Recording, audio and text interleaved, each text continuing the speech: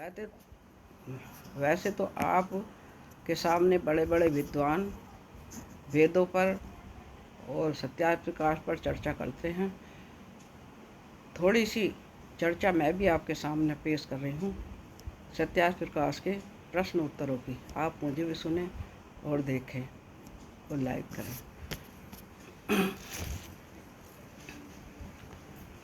प्रश्न है, जगत के कारण कितने होते हैं? उत्तर है 3। एक निमित्त, दूसरा उपादान, तीसरा साधारण निमित्त। कारण उसको कहते हैं कि जिसके बनाने से कुछ बने, ना बनाने से ना बने। आप से हम बने नहीं, दूसरों को प्रकारांतर बना देवे। दूसरा उपादान कारण उसको कहते हैं जिसके बिना कुछ न बने, वही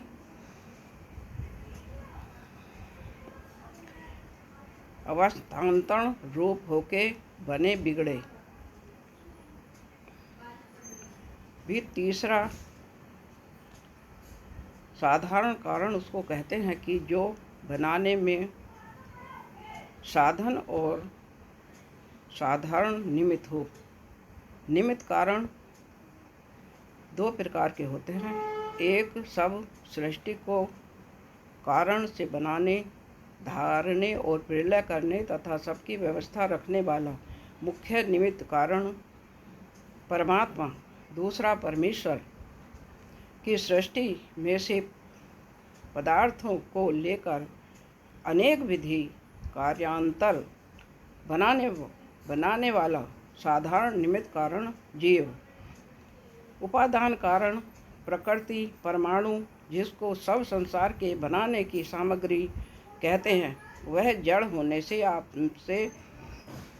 ना बन और ना बिगड़ सकती है, किंतु दूसरे के बनाने से बनती और बिगाड़ने से बिगड़ती है।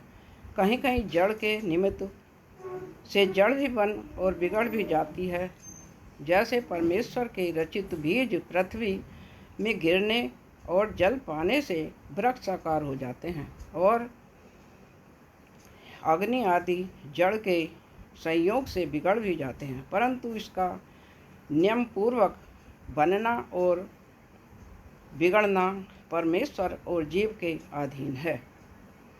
जब कोई वस्तु बनाई जाती है, तब जिन जिन साधनों से अर्थात ज्ञान, दर्शन, बल, हाथ और नाना प्रकार के साधन और दिशा, काल और आकाश साधारण कारण, जैसे घड़े को बनाने वाला कुम्हार, निमित्त मिट्टी, उपादान और दंड चक्र आदि सामान्य निमित्त, दिशा, काल, आकाश, प्रकाश, आँख, हाथ, ज्ञान, क्रिया आदि निमित्त साधारण और निमित्त कारण भी होते हैं।